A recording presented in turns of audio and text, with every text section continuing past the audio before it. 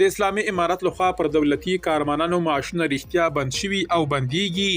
ذبیح الله مجاهد په اړه معلومات خپاره کړي. درنو لیدونکو ستړي مه شئ.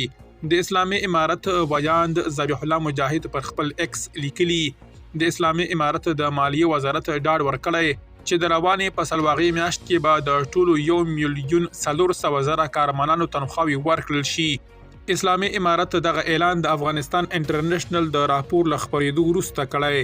د اسلامي امارت ویاند ذبیح الله مجاهد نن د پنځنۍ یا پنجشنبې پر ورځ د سلواغې پر 11 پر ایکس لیکلي د اسلامي امارت د مالیې وزارت ډاډ ورکړی چې د اسلامي امارت تر واک لاندې د ټولو ادارو د کارمانانو تنخواوې به د روانې سلواغې میاشتې تر پایه ورکړل شي.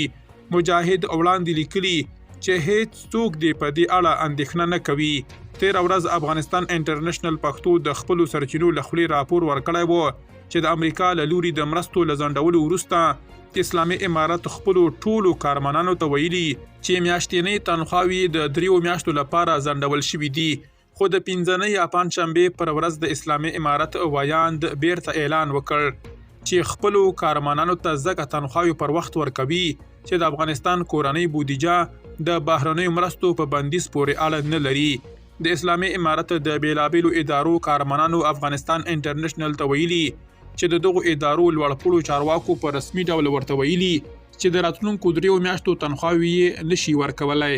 د امریکا ولسمشر ډونالډ ټرمپ سپینې ماڼۍ ته له تلو سره سم د 3 میاشتو لپاره افغانستان ته د پیسو د لیږد په ګډون ټولې بهرنۍ مرستې وځنډولې.